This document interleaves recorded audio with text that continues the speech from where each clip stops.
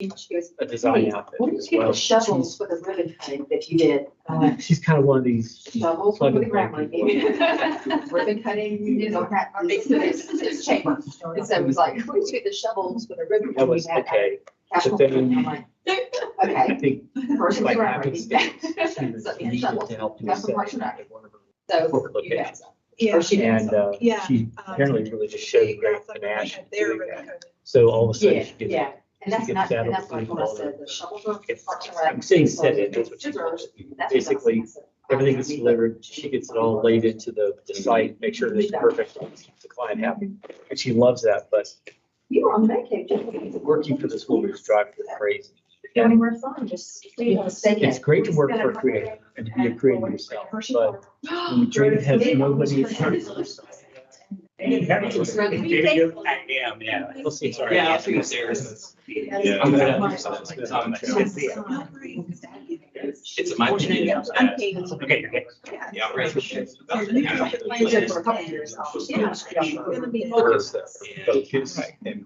No, I don't think it's just to get that seriously.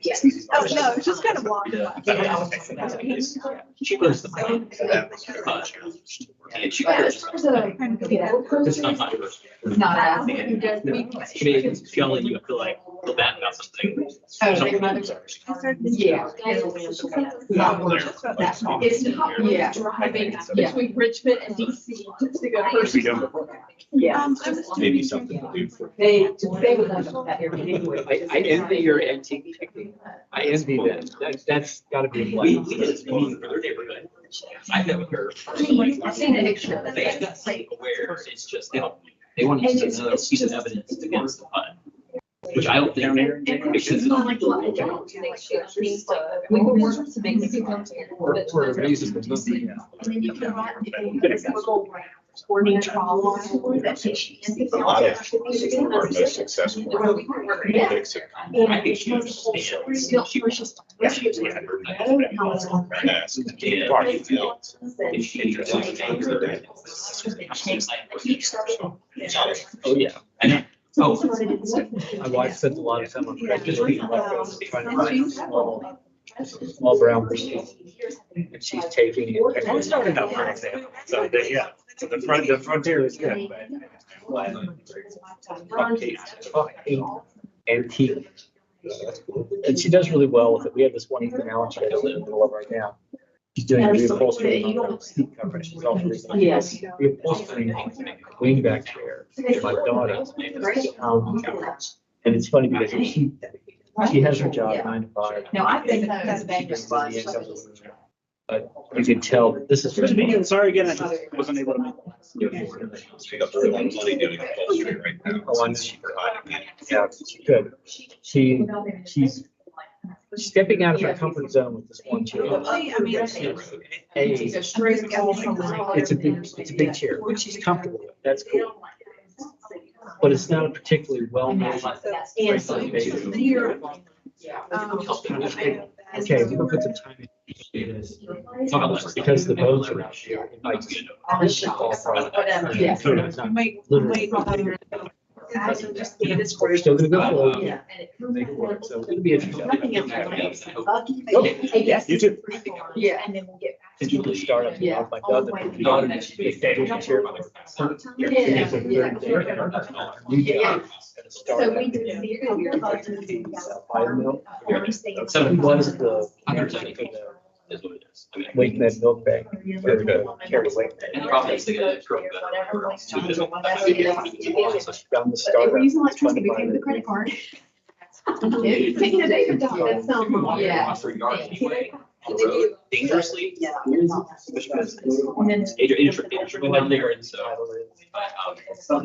Yeah, I'm gonna talk to them. The R and D aspect of the. Yeah.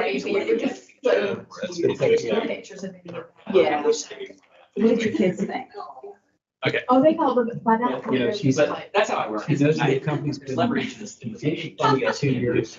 You know, you can't speak of anyone else. Americana, you know? Yeah. Yeah, the incentives. Yeah. But it's. A lot of times those startups, they stumble on something that Oh, yeah, gets bought by someone else. That's kind of out of their lane, and it's very lucrative. exactly. So I was in the spot. Yeah.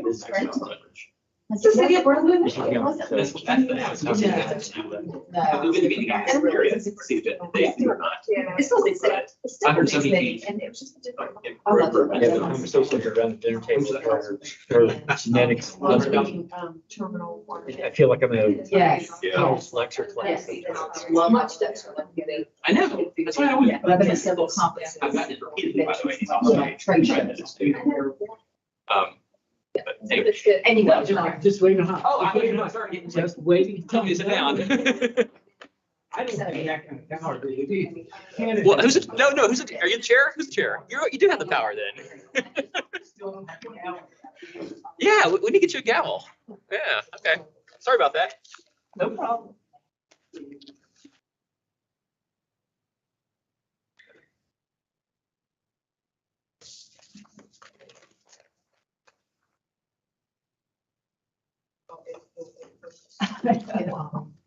So Linda is all set up. Yep. So Okay, I think we're ready to go.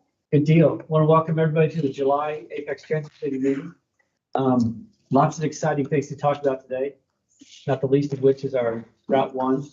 It's probably fair that we should go around the table and do introductions again, because we have some new faces in the crowd that we probably need to introduce. But I do want to start with our online attendance. I'm Stuart Wagner. I'm co-chairing this with Andy Working. We'll go to Andy next and then transit up to the people online, then go around the room if we're okay. So I'm Stuart Wagner. Andy Working? Maybe of them. Oh, no, you're fine, you're fine. Stuff already. Yeah, no, go ahead, jump in. Maybe of them. Can't follow instructions. That's okay, that's okay. And I'm Joanna Hunt, I'm the Economic Development Director of town. And Bon's current planning manager. Katie Schwing, transit planner. Shannon Cox, long range planning manager. Anchor in the boys' side, Brett Gant, town council. And online we have, Hey there, this is Linda Barrett. I'm with Wake Med. That's IT. okay, is that our IT guy? Brandon, Okay, that's IT. good deal. Well, we have introductions. We're looking good here. We have the meeting minutes in front of you as well. I'm sure you've had a chance to look at them, probably on their email. You do need to approve these meeting minutes for April 13th of this year. I'd like a motion to approve the minutes as written. So motion. Second? Awesome, thank you very much. All in favor, say aye, aye. Opposed? The minutes are adopted. So let's move forward now with the Apex Transit Plan map amendment. So that goes to Shannon. A little bit behind on the slides here. Sorry. So I forgot. Hey, I run a tight ship. And just to make sure, did you get the motion in second? I did it. Okay, thanks. Working together. Okay, so one of the functions of this advisory committee is to make recommendations regarding possible amendments to our transit plan map. And so we do have one for you to consider today. Next slide.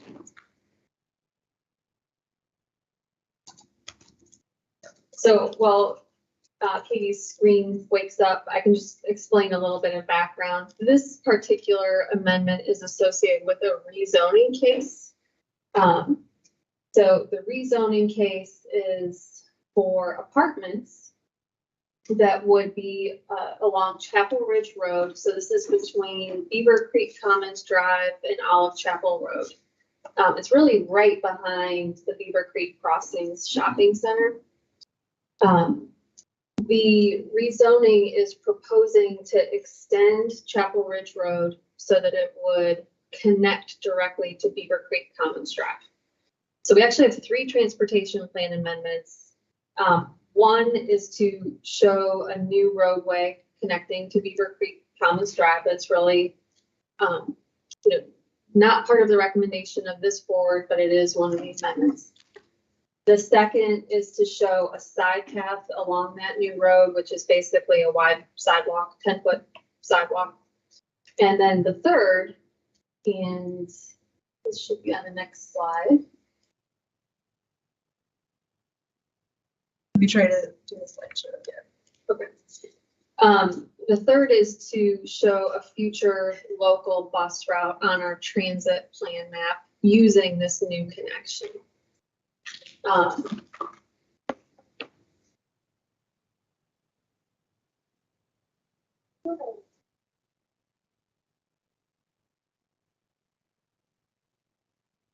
So on this slide, you can see that's the area that's proposed for rezoning. You can see the Chapel Ridge Road would connect all the way up to Beaver Creek Commons Drive there at the north.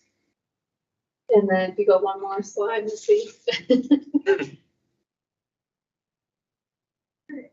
You're sharing one slide and not your full screen. There it goes. So this is the image of our transit plan map, and you can see that it's showing that add future local route along Chapel Ridge Road. That would So complete the loop on that end, basically, if I'm looking at that correctly. that's right. So we aren't planning to show it as Go Apex Route 1 now. That would be confusing since we're about to launch Go Apex Route 1 and it's not going to use this future road. But you all know that we have an agreement with Olive Chapel Professional Park for the bus to turn around on their private property. That's only a 5-year agreement. We could renew it potentially, but that's not a very sustainable approach for public transit. So the idea is that once this road connection is made, Go Apex Route 1 would travel down Beaver Creek Commons, make a left on Chapel Ridge Road, serve a new bus stop for these proposed apartments, make the turn on Olive Chapel, and continue on the path that we have now. This recommendation is supported by staff. The planning board heard it at their meeting on Monday, and they also recommended approval. It will go to town council next July 26th. And so we'd like to have your recommendation to bring to town council. I will tell you that the rezoning case is controversial, just so you are aware of that. This is a neighborhood that's been transitioning over some time. It's rural in character, but the southern portion has developed differently, and now the northern portion is starting to change. So there's a lot of concern among existing residents, just so that you're aware of that. But as far as our transit plan, we feel like this would be an important future connection. Is the extension of Chapel Ridge solely dependent upon approval of zoning for this particular request, or is it going to happen anyway or at some other time? So what we shared with the public during the planning board meeting, with rezoning cases like this, the public hearing for the transportation plan is held right before the rezoning public hearing. The planning board and town council listen to public comments for each and then make their vote after both public hearings. So typically it's the same decision. Doesn't have to be, but typically they'd say, if they're in favor of both or neither. But we did tell the public that staff would bring back these amendments regardless of whether the rezoning is approved, because we feel like this is an important multimodal connection. Honestly, we didn't think that this could happen until the work was done from the applicant for the rezoning. It's a developed parcel there on Beaver Creek Crossings, but they've done the legwork and it makes sense. It would make sense to have the route on the transit plan so that we're prepared if it does go through. Is there any downside to having that part of the route on a road that may or may not ever exist? I don't think so. I mean, I will let you know that we will continue to look for an alternative to the turnaround in the professional park, regardless of whether this connection is made. We talked to the town's project, which is right at the southeast corner of Olive Chapel and Chapel Ridge. You know, they're moving forward on a different timeline. We've talked with them about the bus possibly circulating through there. I don't see a downside. Eventually, if Go Apex uses this route instead, it would miss 2 of the stops that we have, just because it would not be coming down, all the way down to Kelly Road and heading that direction. But there are stops in close proximity. I think any opportunity to shed a tenuous agreement like we have with the turnaround, I don't mean tenuous like it's going away, but it is temporary for all intents and purposes. Any opportunity to shed that kind of thing is a good thing, and to be prepared by having this as part of the plan and on the map. I don't see how it could go wrong. I'm not seeing a downside to this at all. Just to give you guys context, the minute I saw that proposal, I also thought that was an obvious place for the transit to go. And then was thinking about, and yeah, I sent emails immediately the next day. Can we hit the downtown and town campus twice on the Go Apex route with a decrease in the time of the route? I'm not sure you guys looked at that yet, but I was already thinking past this step for what it's worth. Well, we get our second bus. Pretty good shape. Well, no, I want to do, I want to do second bus too, but yeah, I'm not sure if that's possible to. How much time savings this would be? Do you know the time savings? Have you calculated that yet? We haven't run an analysis. I don't think it would be enough. I do think we need a second bus. That's I've had a lot of conversations with folks over the past month or so about this. People are starting to see the route and hear that this is coming, which is a good thing. But the one of the primary points of negative feedback is the 1 hour circuit. And you mean it's going to take me an hour to go from here to here? Well, no, it's not, right? Because you're not riding the whole circuit in an hour. But when they start to do the math, they're kind of like, yeah, that's a little much. So the second bus would be a big improvement. I think there's just one final slide there with our requested recommendation. Mr. Chair, whenever you're ready to entertain a motion, we do need action on this particular item. So we're recommending approval for the proposed amendment to the transit plan map as we've seen on the slides. So do we have a motion to vote on this, or do we have a motion to do exactly what is being asked of here? So motion. So moved. Second? Second. All in favor of this change to the transit map, say aye. Aye. Aye. Any opposed, say nay. We just need to hear from Linda. Yes, I agree. Thank you. You have great power in your hands, Linda. Get that final vote. I hate I'm not there. I'm sorry. We miss you.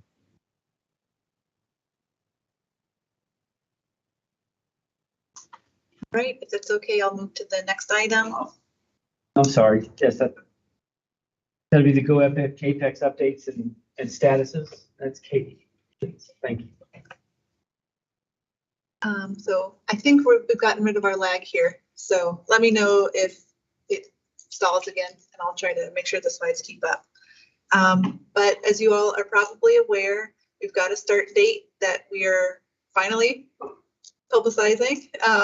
So the start date for the service will be Saturday, July 30th, which is coming up in just about 2 weeks from now.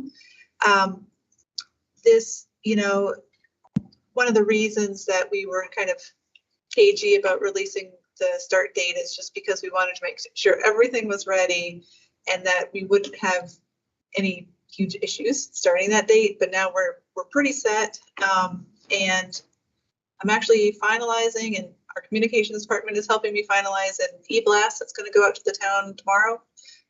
So basically everyone on our transit interest list and the long range planning interest list will get this information tomorrow. We also are planning a ribbon cutting ceremony, which you hopefully got an email about today, or you may have it on your calendar already.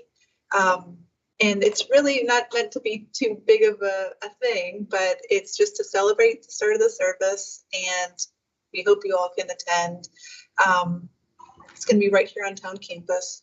And hopefully we'll have the bus there to cut the ribbon and just have a few remarks from our partners and things like that. So we're excited about that.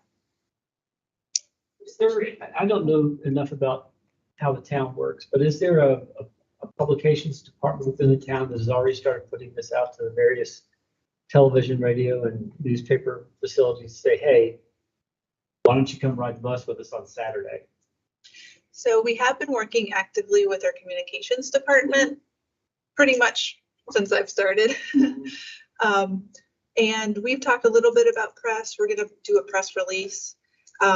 We haven't really talked about guided press activities yet, but you know, any feedback that we get through our communications department, any way that we can sort of spread the word, I'm happy to work on. I'm sure a lot of media outlets are going to want to tie this to the rise in gas prices. And yeah, this, as much as I hate to say this, this is almost, because I used to be in the journalism world, this comes at a great time for us because gas prices are up. This is an obvious answer to that. And there's almost no way this could turn out to be any kind of negative publicity for us. So I'm hoping that's something that's going to be hit pretty hard. Newspapers don't do ribbon cuttings, TV does. Newspapers could do a lot of good on the Saturday itself, both written and visuals. So that is a great my idea. take. We have gotten some what they call B-roll footage and stuff of the vehicle. I'm not a media person. That's right. Okay. So we'll be releasing a very quick video just to introduce the service, and we'll have some, media available for the press's use when we release that press release. So if they want to do like a quick article, they'll have those materials available. But yeah, I think I will talk to communications to see if we can have a game plan about how we can support any TV stations or things that want to do a bit about the new service. Chris Lovingood from WRAL would be a one to talk to. He's talked to me before, but like it was the groundbreaking for the Sweetwater commercial, and I was talking about how excited we were. That was a brief little thing, but he was like, anything else in Apex going on, let me know. And I was like, okay. We're pretty small, but I think he'd still be a good person to reach out to because he's kind of I'm not sure you guys know him on the station. He's kind of a young guy, young black guy, really kind of bubbly, and kind of a low stakes story like this would probably be a good one for a Saturday broadcast, if I had to guess. I wrote his name down. Not low stakes for Apex, I mean just for WRAL. Yeah. Hopefully it won't be like a nationwide story. Yeah, we just want to be national. If the bus crashes and catches on fire, it'll be a nationwide story. Okay, so this is just basically to update you from the previous meeting. We were still sort of in the process of getting all of our service agreements finalized, and we have those all finalized now, so we can check those. And we're still Go Carry is still working. They're doing their driver training right now. You might actually see the vehicle out on the streets before service starts because they're getting their operators a chance to run the route. They've selected their operators that are going to be running it. Go Wake Access is finalizing their preparations. We finalized the door-to-door application, which we'll be posting tomorrow on the website. And they've got their process set up for verifying the eligibility for everyone. So we're in pretty good shape here. There was some concern at the last meeting about the staffing levels at Go Carry, specifically with the drivers. Are we fully staffed going into our launch for our portion of the service? So yes, in that there are operators assigned to the route. What we have been told they cannot guarantee is that there won't ever be a missed trip. Because occasionally, like if a driver calls in sick or something like that, they always have to have backup people to drive the route instead. And that's always a situation in a time of low, employee capacity, that it's potential, there's a potential for them to miss a trip while they're finding someone. But we're pretty much in the same place we were last time. Go Carry hasn't indicated that they're in a higher position. So we're optimistic that the operators will be able to run that. We're at least covered for Saturday at 30. Let me tell you, those ghost routes, the ghost runs that they do, those are great advertising. I mean, a couple of ghost runs a day, just to have people see it go by, and it's obviously a different thing. It's not a blue and white bus. It's not a giant Raleigh bus. That's gonna be good advertising for us. Yeah, I wasn't actually aware that they had started training with the actual bus until somebody, I think it was Josh in our department, told me he saw it going around. I knew they were doing training. I didn't know they were doing it in the actual GoAX bus. So. It's a good thing to do because I watched the ACX miss its turn a couple, 3 weeks ago. They missed me that morning, so. Oh no. It happens, but that's okay. It was a substitute driver. It happens with school buses too. I've watched it with my kids. Yeah. Yeah, hopefully they'll, I mean, it seems like they're training everyone, which should be the standard practice for transit agencies. So hopefully that will.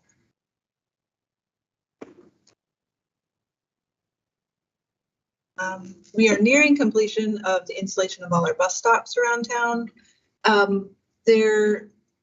You've probably seen them driving around the wide swaths of new concrete that they've put in order to maintain the ADA compliance, to make sure it's an even surface, it's level, and it has the required ADA landing pad area.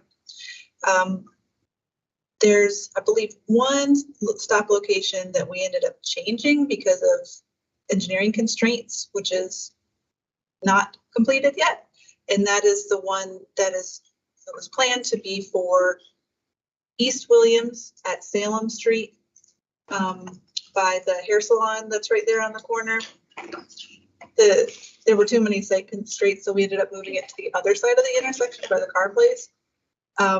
And they're still working out the construction details for that location, but I think everything else should be pretty much complete. We still have not installed the signs. You will have noticed, but that's supposed to happen either this week or next. So that's coming closer. See a few other photos of the progress. These are pretty typical. Just big concrete slabs at this point. Did she end? That was fun. So these are what the bus stop signs look like. We have them all in. Our Public Works Department went ahead and put one up at the new temporary layover location, which is right out here on Hunter Street, which is the layover location until the permanent one is built over at the new Mason Street building. That's going to be the town building right over here. It looks so small when you see it out on the street, but they're actually quite big. And I brought one with me. They're over on that table. You want to look at it. I'll be Vanna. Yeah. Awesome. Ooh. Very nice. Good job. Yeah. No, very well. So they list the bus stop ID so folks can use the real-time arrival information either through the app or the text message tool. And yeah, I think they turned out pretty nice. They look pretty much like Go Carry's bus stop signs. Is it possible to embed a real-time map on the town's website under the Go Apex Route 1 tab? We were doing an interactive map, but it's not a real-time interactive map. I can see if we can work with Go Triangle to get maybe the API to be able to put that on our website. I have not considered that yet, though. So will Google be able to pick up the buses? I know if I go to other cities and use public transportation, it will show me like what route's coming up next, and I can even see the bus as it gets close, like, you know. The train's locked. Yeah, I don't know how all that works, but I know I've relied on Google in like DC, New York, and Philadelphia. So I believe in the Triangle we don't have the real-time GTFS feed that allows that, which is what it's a language. It's the table that Google uses. But we do have the Transloc app, and you can also just view it in a browser. So that shows the real-time data. But yeah, there probably is a way we can. I think the Go Triangle supported sites have that. So that might be kind of a next step for us to look into. I just think once people, they're going to go to that website and they're going to be like, so where is the bus right now? And kind of, it'll make it more real besides just seeing it driving around town. Just remove some of the intimidation about using it. I mean, I just know because I don't normally use public transportation. And so when we do, just having, like, I know, okay, now I need to start walking to the stop because I need to be there on time and I don't want to miss it. And in case it's running a couple minutes early, or a couple minutes late or whatever, that you can anticipate. I mean, Yeah, that's a great idea. I don't have the ability to do that. So would I be able to download the Transloc app? So maybe if we just provide, if it's already on there, forgive me, but even if we just provide direction that people can download the Transloc app to see where the bus is. Yeah. Because that's what people want to know. Users will use it. I'm just saying to get people to think about using it. They may not want to download an app, but they'll maybe like, oh, let me see where's on the map. Oh, sorry, there. So yeah, we've got instructions in there, and then we also created, I think they're in your goodie bags, these little cards you can keep in your wallet that will tell you how to download it and how to do the text arrival. So those will be things that I'll be handing out. But yeah, we can put basically the same information on the website. Is the QR on the side? Or could we put a QR on the sides? QR is not on the side. We went back and forth a little bit, I think, about that. But. So one issue is that Transloc may be temporary for the region. And we really, we put it in the ride guide because it's what we have now. But investing too much, like in the signage and everything, is something that we think is probably going to change even in a year. We decided to kind of hold off on that. Yeah, Go Triangle has indicated they're interested in procuring a new contract, but I don't think they have the timeline. Yeah, it should have been done already, put it that way. And now that we are, one thing that we're not really happy about, just to disclose, is with Transloc, we will be under Go Carry. So people will have to look for Go Carry to find Go Apex Route 1. And we don't have a way to work around that with Transloc. So we'll be continuing to push that they need to update the contract and get a better solution. There's some other issues with it too. So I don't think there's a long life to current Transloc. Yeah. But to anybody in this room who wants to use Transloc, you can customize it so you only see the routes you're interested in. You can turn routes off, turn routes on. I think the biggest drawback with Transloc is that the ACX route does not show up until you're right within the boundaries of like 55 and Salem Street. So if you're not looking in that area, you say, well, there's no bus here. It's like, no, there's a bus. You just have to move your map a little bit. So it's not real helpful from that standpoint. Yeah. I mean, it doesn't have a very wide scope when it starts to look for routes. And we've passed that along to Go Carry. They've had issues getting it updated correctly. I mean, those are the kinds of things that I think are prompting this. Yeah. We want to change. Yeah, those are great suggestions. So this is what the bus looks like. Just wanted to get some visuals for you if you haven't seen it already. Shannon actually got these photos at the Vision Zero Safety Town event that happened a few weeks ago. And the mayor stopped by. Is it there you go? Okay. Yeah, lovely photo. He was willing to pose. Hard to get him out of his shell, though. Yep, so this is actually a Go Carry vehicle. So it remains, owned by Go Carry, but it is dedicated to Go APEX service. As far as outreach, many of you are aware of this already. We've completed several booth types of events for Go APEX, EarthFest, PeakFest, the Vision Zero Safety event. We presented some updates at a town council work session, and we've had materials available at several other town events where there was sort of a consolidated town booth. As I mentioned before, we're working on a brief video just to provide a quick intro for folks about the route. We're edited in-house by a communications team. I'm passing out the ride guides to Go Carry and Going Access this week, and we'll be starting our pop-ins soon where I can distribute around town. Downtown businesses have. I will be taking some. I have not yet. We just got them in on Friday afternoon. So I will be, yes. They do have, Colleen, our downtown and small business development coordinator, had circulated previously a Go APEX bag and the postcards that we had done for a couple of events before these were Yeah, ready. there's a copy.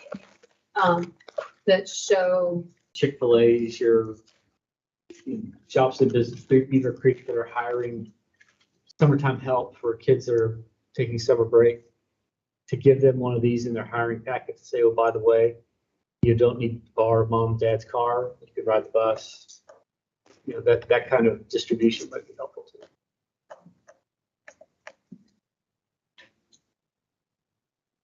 And we do have that stakeholders meeting coming up in August, Shannon and Katie, so at the very least, we could have a stack of them there and get them on the way out.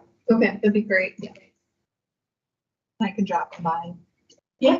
Yeah. Okay. We're also going to be doing an insert for the Apex utility bill. And that's going to be in August. So we'll have to finalize that pretty soon. Just the same basic information that's like on this flyer, just to let people know if they haven't seen it yet, then they'll know that there's a service. And we work with communications to do a short article in the Suburban Living magazine, which targets APEC. Kind of a Q&A type article. Okay, so that's all I had for Go APEX updates. Anyone, any questions or anything else? Service starting?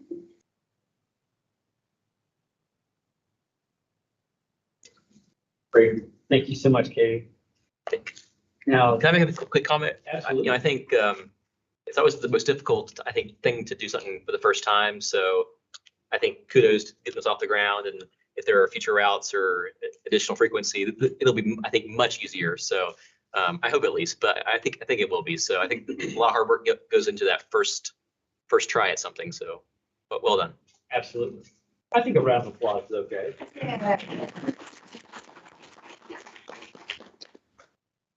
A subject near and dear to all of our hearts is the Art and Transit Project. Shannon gets to speak about that. I think that's you.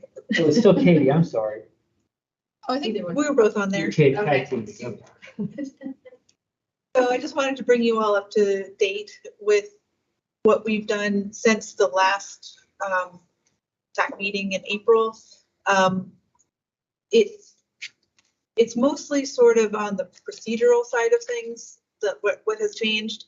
So just to refresh you on what we had talked about last time, we're planning to do sort of a simplified version of the project where we would like to release a call for artists to get folks to paint sidewalk art on the pavement near the bus stops. And we had selected 12 bus stops preliminarily to do this, and it would be just sort of something to enhance pedestrian realm and bring attention to the new service. Since the last meeting, Shannon and I have done a little bit more legwork, and we talked to NCDOT and found out we have to make sure we're following their public art in the North Carolina right-of-way policy, which requires a review anytime there's art in the public right-of-way. So we are following that process, and I made up a sort of a preliminary proposal for them that they're looking over, that they said would take 3 to 4 weeks to review. And then we have to do a final review as well with them once we have draft designs. So that has actually changed the process. So what I'm proposing now, or would like to do, is to sort of shift the timeline so that we have a public survey, which just basically asks people what they think about the project and any inspiration they want to see, for the artists. And then that survey will be used to both inform the artists that are interested in applying, as well as the selection committee to help determine which artist might be the best fit for the project. And that has bumped our timeline based on seasons. We had initially been thinking about doing the actual installation this fall, but because of the needs of the NCDOT review and the public survey and just the need to have the artists be informed by the survey results, we're pushing the installation to the spring, because we can't install when the weather's less than 50 degrees, essentially. It just takes too long for the paint to cure. So we'll actually be releasing the survey when we release the e-blast for the Go Apex launch. And so we encourage you to take that survey. Maybe not the folks that are on the selection committee, but anyone else, and we'll be using that feedback to help inform the project. Does the NCDOT have to approve the individual designs for artwork, or just like the call to artist and the general parameters of size and what kind of thing? Like, what is the extent of their review? So I think the basic idea is they want to ensure that it's in keeping with their policy and that it meets their requirements, such that it can't be something that could be considered advertising. It can't be something that, forget how they word it, but can't be offensive, like can't contain language that people find offensive and things like that. When we talked to Jeff Lackey, who's the guy at NCDOT, kind of the liaison for this, he said they did want to see the preliminary designs, but I don't think they necessarily will like request changes to them or things like that. It's more just to make sure that it follows the policy. And there's also some safety things that they're going to be looking for as well. We have to make sure that we're not confusing any of the art for regulatory signs or striping or things like that that would confuse people.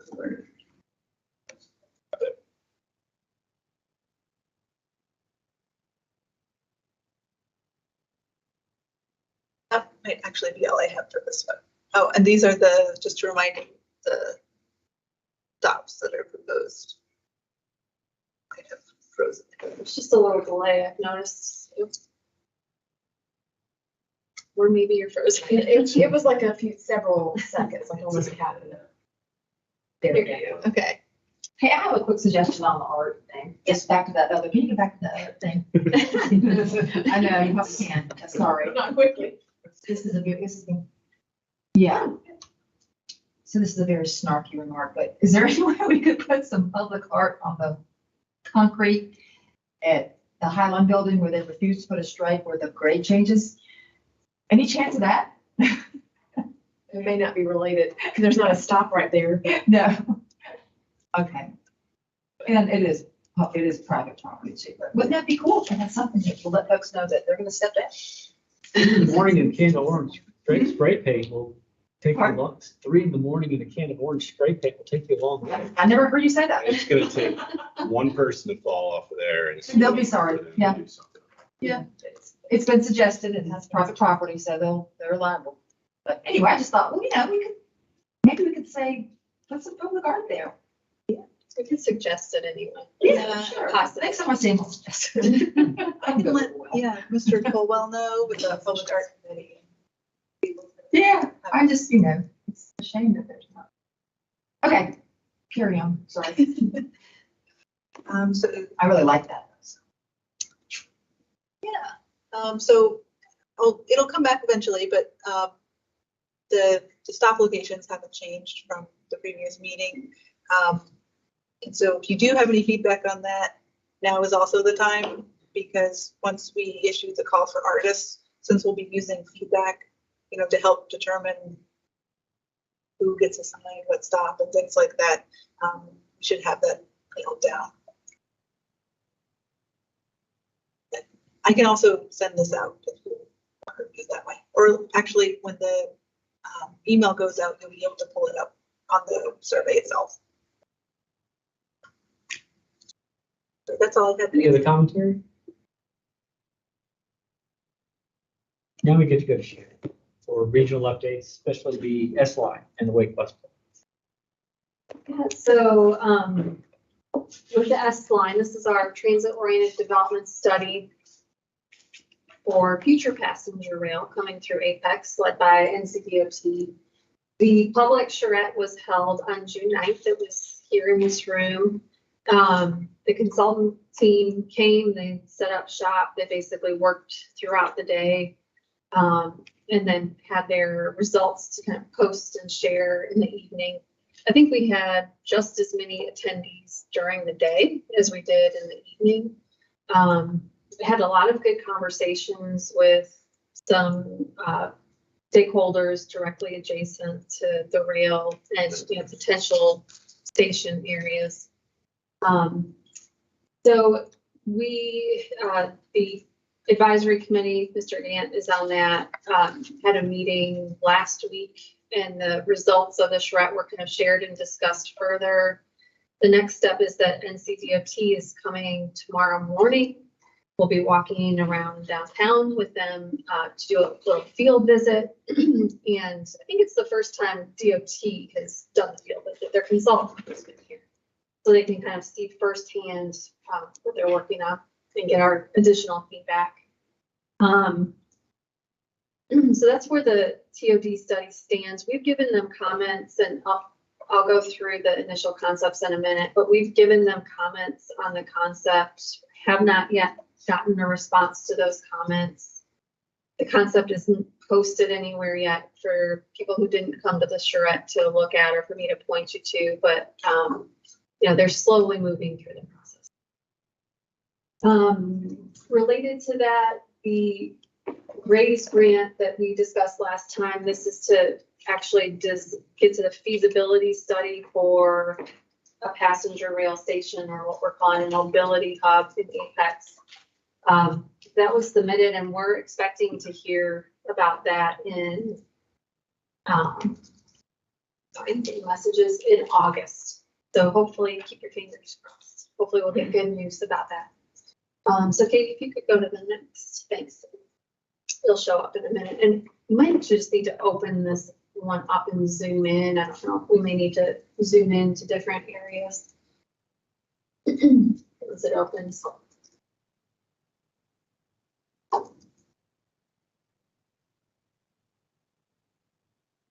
I can kind of preview what you're gonna see. It's a map of the area that the consultant team examined during the charrette. And basically they were looking at development opportunities. So what type of development may be attractive if we have a rail station in downtown Apex? And they kind of thought if we have a rail station where our transit plan map shows it, which is near Center Street, Salem Street, we have kind of a circle on our map. You know, how could that area support a rail station? So you'll see that kind of on the right side of the screen there. And you can see that there's some development opportunity, redevelopment opportunity in that area. Probably a little bit more even than they're showing. The darker brown or reddish brown is new development or redevelopment. So you can see a little bit along Salem Street there. Yeah, kind Can you spin of it, mouse. by the way, too? Yeah, north is to the right. Yeah, but the map is long, and so with PowerPoint, it Okay, forces gotcha. you into landscape. Yeah, so to orient you, you can see where the rail line splits on the right side of the page there. And you can see, Sorry. you can see, you know, town campus is right here. So that might help orient you. Yep. So now Salem Street is going this way. Sorry, Linda, you can't see my hand, but hopefully you can follow along. So the darker brown is, you know, redevelopment potential, which they acknowledged could probably be expanded. This is what they were able to accomplish during that day. And so just a few things to point out. They are basically showing a parking structure on the town hall lot. So they're saying, you know, we could fit a parking structure on the town hall lot that could serve this new mobility station. They're showing redevelopment of the Jordan Oil property here. And they're actually showing, I know it's hard to see at the scale, but they're showing a new street coming through to Elm Street. And they're showing Hughes Street opening up to town campus. So, you know, trying to get that grid in this area for walkability, bikeability, and driving. Their recommendations for Elm Street are really to turn that into what they call a lunar. So it's open to cars, but it's really prioritizing pedestrian activity. And, you know, could be where we have a farmer's market or food trucks, things like that. So another place paralleling Salem Street for additional pedestrian oriented activity.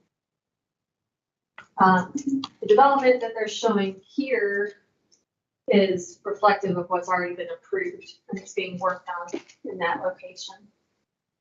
And in this quadrant over here as well. And one of the things that they are continuing to look at, they really did not fully flesh it out during the charrette, is our pedestrian crossing, the Z gate that connects town campus to Salem Street. That may not be an acceptable crossing with passenger rail and additional trains. So we may need to look at other ways to get people across the railroad there. Amanda, Katie, did I miss anything in that area major? Just wanted to provide an overview. Okay. So if you can kind of pan down south here. Tap station already? That was everybody's comment. There was a big no, don't get rid of this during the public comment. But this explores what redevelopment opportunity there may be if our station is closer to Salem and 55. And so you can see, they saw a lot more opportunity for redevelopment in that area. But I think during the meeting, I was not there, they mentioned, given the limited land available to redevelop, both of these may happen. It sounded like, based on their experience, if we have a passenger rail station, we may see redevelopment both along 55 and closer into the heart of downtown. For this concept, they envisioned this quadrant. So here's Salem Street, here's the railroad, here's 55. They envisioned this quadrant as a potential mobility hub because of where people would need to board the train. So on our plan currently, we show a mobility hub over here. That was more for buses, bikes, heads. That would not work as well if we're talking about a train station down here. And then, just additional mixed use development, commercial, higher buildings along the 55 corridor. You can kind of just get a sense of the scale of redevelopment. And they said that it would likely expand beyond what they're showing. Again, this is what they're able to accomplish in the time they have. But I think important for this group, in the future, we may want to consider a transit plan amendment to move our rail station south. That's something that we'll need to debate as part of the recommendations of the TOD study. Are the energies going to be focused on keeping it in the heart of downtown, or does it make more sense to move it further south? I don't think we have enough information yet to provide a recommendation to you, but I wanted to preview that as something that we'll likely need to debate in the future. Not this committee. Are there projections yet on what the ridership on a daily basis is going to be? The reason I ask is that could be a big determinant on where it makes sense to do this. Right? I mean, if there's a large number of commuters morning and afternoon that require high volumes of parking, moving it south makes a lot of sense because there's more room to do that. So do we know, did the consultants give any idea, or is it way too early to? Yeah, unfortunately, it's way too early, and it's not in the scope of their study right now. They're really focused on the development surrounding rail, economic impacts, housing impacts. They would have to do a study of service in the future. How many trains would there be per day? How fast would they go? Where would they stop? To get the ridership type information. Has CSX given any more thought to moving to New Hill with their facility that's downtown, or? No, it's basically where we've left that conversation with CSX and NCDOT is if Apex wants CSX to move, then a feasibility study needs to be done. It's not something CSX would fund or lead, but they would participate and serve as a partner, but it's something that would have to be funded by somebody else. So they're not moving until we pay for it, basically. And even then, it's a crash. They have moved in other locations, and there are examples of studies like that. But there's a lot that has to go into it, and it's not a simple study. Basically, you have to potentially even improve their track to account for the additional time for them to move south to get to their split and head to Durham. So that'll be a future study. It's not part of this. Shannon, I think that conversation might be one to have tomorrow, possibly with the DOT folks, because when I was talking to them at that meeting and at Union Station, I asked Jason, why are you guys thinking about the southern end? So the state has bought the CSX line between Raleigh and Virginia. or they're about to. And I was like, why are you guys not talking a little more about the southern part? And they said, well, we have to make a lot of improvements to the northern part to get that. They want to get the rail line all the way to Raleigh to Richmond. It'll be faster and better if they do that. And they said, we got to make a lot of improvements. And if we're going to spend money on the improvements in that corridor, we want to own it. And so I think a discussion about the benefits to the state, to us, about ownership of this line, and trying to convince them that maybe ownership from the state would benefit not just the state, potentially, even if they don't make a lot of improvements like they do in the northern part, but along the area, the individual places might, like Apex, might benefit a lot from that. And maybe it's worth a conversation at least about that with them, even if it's not the same situation as it is in the northern part, possibly. Yeah. So, the state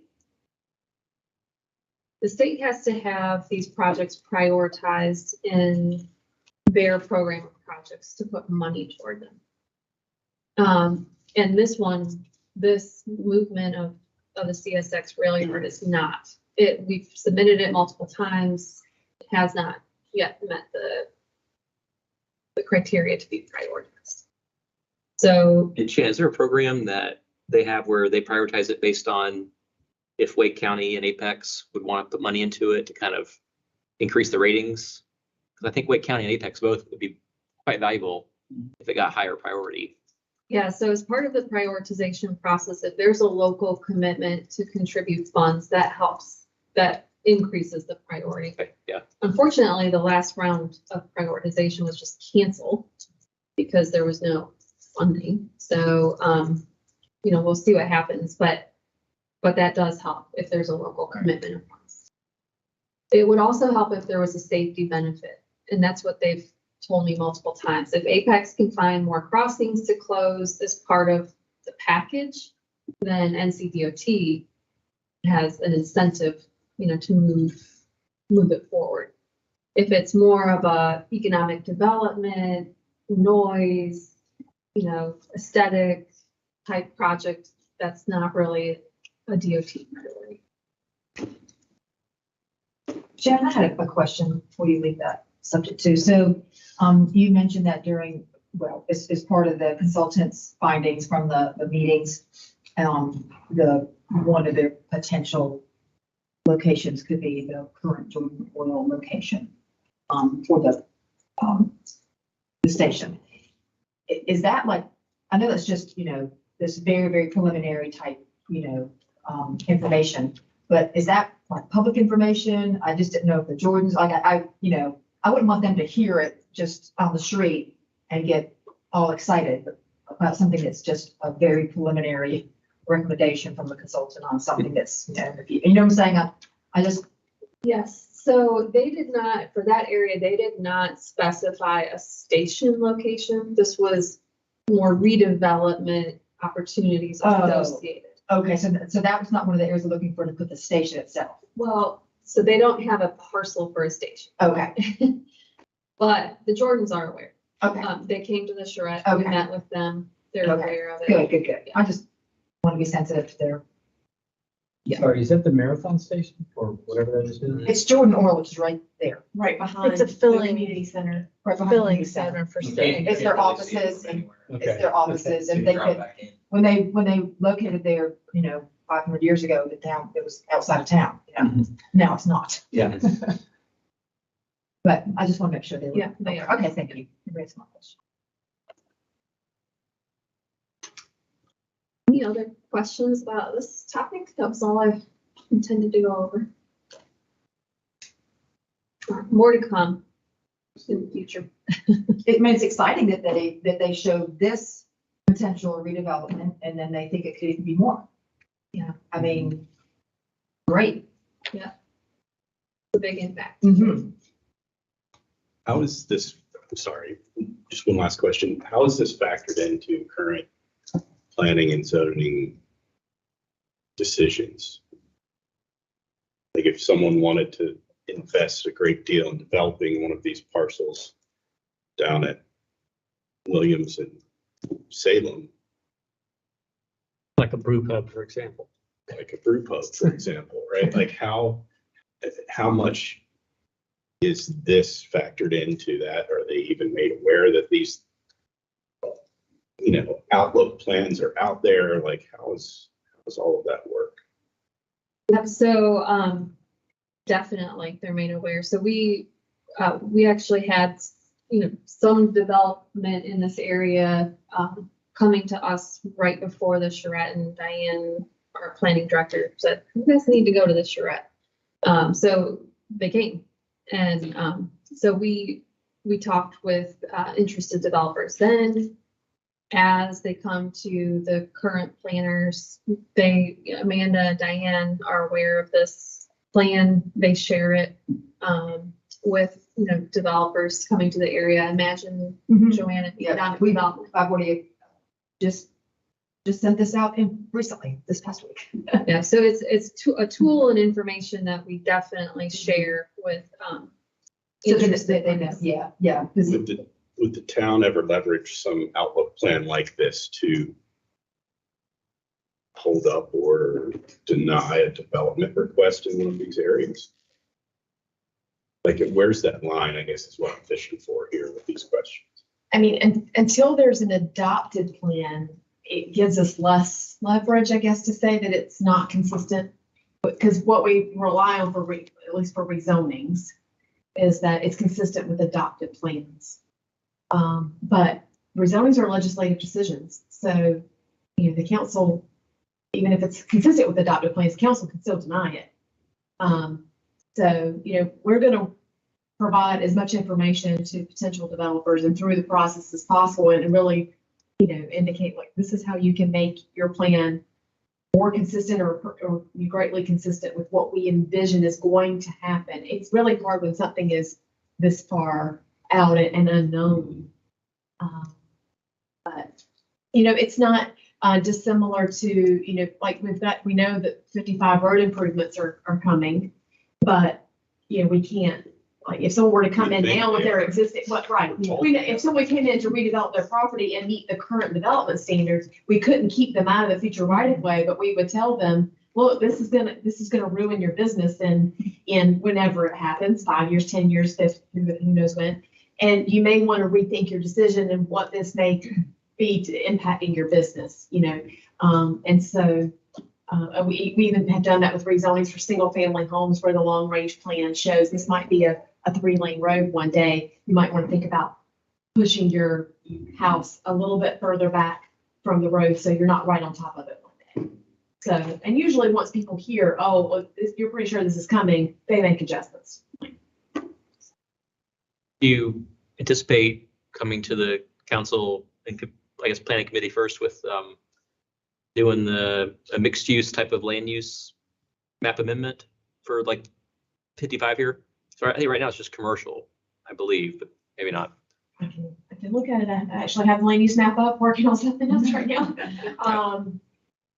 Because I hate to speak incorrectly. I do believe, so a lot of it is designated as office employment or commercial services and not mixed use. And Shan can correct me if I'm wrong, but I think part of the concern is if it's designated as mixed use, we have this policy that 30% of the area that's rezoned be designated as commercial, but that doesn't recognize when you have upper story resident. It just gets complicated. That 30% non-residential requirement gets a little complicated. If someone were to want to include residential in their project, but it's already for commercial or office, it's already pretty much already zoned that way. And the land use map indicates it for that. So, are there height limits right now along that area? Well, anything in the small town character area is limited to 36 feet in height. There's an exception in the central business district with certain design standards that can get a little bit more height. But there's nothing that would prevent someone if they submitted a rezoning to PUD, and they wanted to increase the height, and it was consistent with our downtown plan, which just recognized certain areas like the southern area for additional height opportunities, that there could be a zoning condition that allowed higher height. But, with a PUD, we get more information. We get to see potential renderings of the building. We get some architectural standards. We get a little bit more information than in a normal rezoning process. Outside of the small town character area, the height, maximum height is dependent upon the zoning district and the use, and that's gonna vary. In some cases, it's 48 feet. In some cases, it may be more. I think that sounds like too many barriers to me because I think this is a good plan from what I've seen so far. So maybe we need to think about that a little bit to lower those barriers of at least the information barriers. That's my opinion. Maybe it could be a planning committee discussion at some point in the future. And this is adopted. Yeah, I think once we have more information from this plan, we'll have a better idea of what's needed to move forward to encourage redevelopment in the way we would like to see. Yeah, and we should be getting more specifics from the plan. I mean, this is, a concept sketch, but there'll be a report with looking at our ordinances, that sort of thing, with recommendations. Further comments? And our last agenda item is other business, and that includes the member reappointments request. I think we actually have another slide. Oh, I'm sorry, Wake Yeah. Bus Plan. Yeah, there's another item under this, or another sub item under this item. So just a quick update, we can do this one pretty quickly on the Wake Bus Plan that's also ongoing. This is the update to identify new bus projects to program through Wake Transit funds. Go to the next one. So there was a public outreach period earlier this spring, early summer, and concepts had been presented through a map and input was collected. These were the draft recommendations that will continue to be refined through this process that are relevant to Apex. First one is consistent with previous work plans. It's expand Route 305. That's the Apex to Raleigh. Expand that to all-day service. But they're also considering expanding that all-day service to Holly Springs. So that's something that maybe further consider with future planning. Also, a recommendation is for Go Triangle Route 311. That's the Apex to Research Triangle Park that's currently not running. The recommendation that's being considered is to bring that back and expand it to all-day service. So there's just a trend that's been observed that these commuter-only routes really don't function well. They don't attract ridership. They really need to be all-day service to attract riders. So similarly, the ACX that may be renamed to Go Carry Route 12. We're hoping they don't do that soon, since all of our material now says ACX. But the recommendation there is to expand that to all-day service as well. And then finally, a new route is being considered. It would be Go Carry Route 10. Basically go from Cary Crossroads to Apex along 1010 Road. That is consistent with our transit plan map. But instead of Apex having to implement that, that's being considered as a Go Carry route with Wake Transit funding as a new service. Did I miss anything key from your meeting? I don't think so. Okay, so there's still a lot of work to be done on these. And then once they're added to plans, they would still have to be programmed for funding. But that's where they're at in the Wake Bus Plan. When is the Wake Bus Plan approved or finalized, or like what's kind of the timing around these? We're about 6 months away still. Yeah, they initially said by the end of the year, but I think it's looking now like it might be early next year. And these recommendations would basically be packaged and recommended for specific funding years to be programmed for implementation. Are the stops part of this plan, as in like the ACX one with that new development on North Salem? Is that Is it just the routes and the frequency, not necessarily like new stops or anything? Right, Okay. yeah, it's very high level, follow this street, basically, no stops planned in this. And is it all hourly when we talk about expansion instead of like 30 minutes? Except for Triangle Route 305, that one would be a 30-minute peak hour and then hourly all day. So that's the one that we rode years ago, right? Yeah. Yeah. And it should have already been expanded. They're still in the same situation where they don't have enough operators. That has not changed. The funding is there. And I did ride it one day with the Go Triangle Access bus instead of a full-size bus. So they're still struggling a little bit. So you mentioned funding for the 305. Is there funding in place for the other 3 items on this list? No. Okay.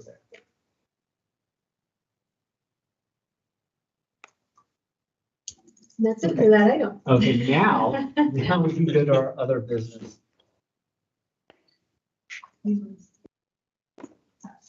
Oh, sorry. We can skip over the next. This route is actually really interesting. Worth spending a minute on that one, because that is the new, we don't have anything there right now. So you can see that it would connect to Argo Apex route. The initial proposal is that it would follow Old Raleigh and then Apex Peakway down to the Center Street 1010 intersection. Take 1010 all the way to where it would connect to the Kildare Farm route. So currently, Go Carry has a route that uses Kildare Farm, but this would expand that route further south all the way to 1010 Road. And then up into Crossroads and Wakeman. So, definitely a well-traveled route. And the 1010 road widening project is even further in the future now than the 55 widening. So, having transit service would help. I'm gonna reach a critical point on those roads. I know that this is a complete sidetrack, but it just blows me away that these things aren't being prioritized. Anyway, my 2 cents. I agree. I concur.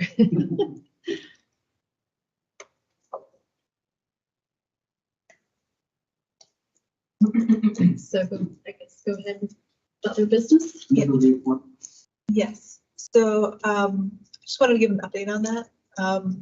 We submitted to our town clerk a reappointment request for all 3 folks who are, the term is currently ending in 3 days. And that's Stuart, Annie, and Nick. And the town clerk let me know that, I'm not sure if you all know, we got a new town clerk a few months ago. His name is Alan Coleman. He mentioned that he was currently working with the mayor to maybe update how they do reappointments. And so he has not actually reviewed this yet, but he was going to give me an update later this week to find out if this is going forward to the 26th meeting or maybe the next one. Basically, the process is that usually, the town manager will sign off before it goes through. I don't know if they're looking to kind of streamline things or what, but we're making the recommendation for you all to be reappointed, as well as Stuart to be reappointed as the chair. I'm just continuing everything forward for another term, which is we're still eligible to have, I think, 2 more terms before you would have to take a break. So I'll keep you guys informed. We should certainly have that completed before the next meeting of the tax, which is the next item on other business in October. The term 1 year, 2 years? I think it's a 3-year term. Oh, that's right. And we didn't get any other applications through our form So there wasn't anyone else applying, for this role. So we'll let you know what the result is, but we should certainly have it, ready for updates before the next meeting. And I think as long as we don't conduct any votes between those two meetings, we should be fine. And I wouldn't read too much into that. Our new town clerk is just really efficient and has just a lot of really good ideas and is on top of things. And I think he's just trying to really help the process more than anything. Is there any cap or limit or restriction on the number of members you have on a committee like this? There is, yeah. There was, It's set in the UDO, the number of members. So it would require ordinance amendment to increase or decrease the number. Is it a range or just a number? No. Okay. We're at it now. I mean, We are, Yeah. we're still at this. Yeah. So that was all I had on that item.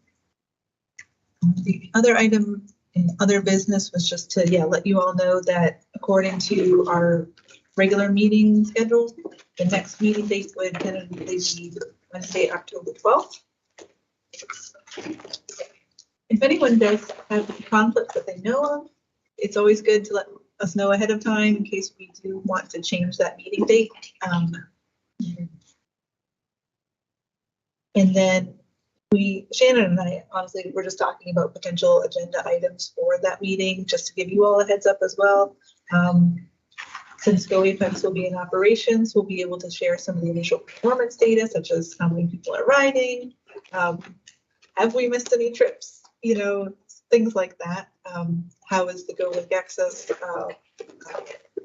tour service going, things like that. We've also started talking internally about developing some considerations for improving what we're calling safe routes to transit. So we've just made a bunch of ADA compliant bus stops around town for the service itself, but then there's a lot of opportunity to think about how to increase, pedestrian access, not just at the bus stop, but from places in town to the bus stops.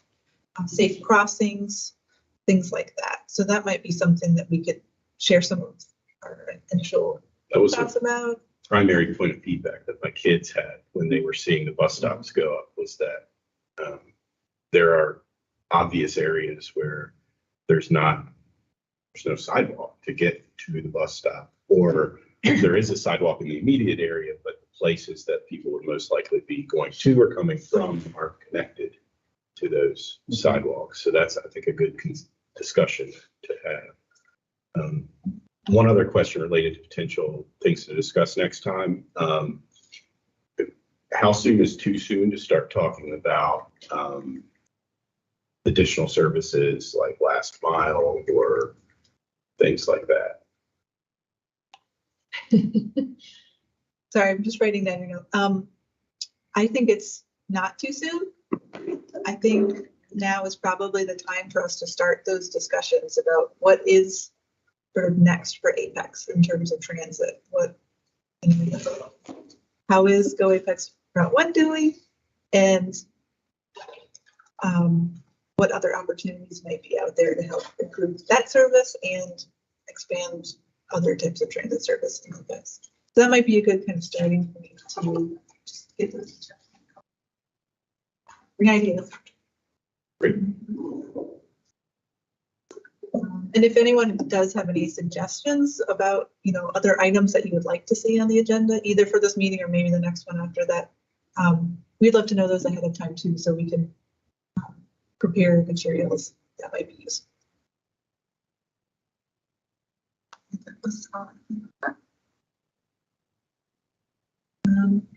far as action items, I think we voted on the things we needed to vote on. I don't think there were any other action items. I've captured a few action items as far as outreach, working with communications on the press release and additional media interest in the launch. And I have one more. Yeah, and I have the the items for the website. Yes. Okay, never mind, we did have action items.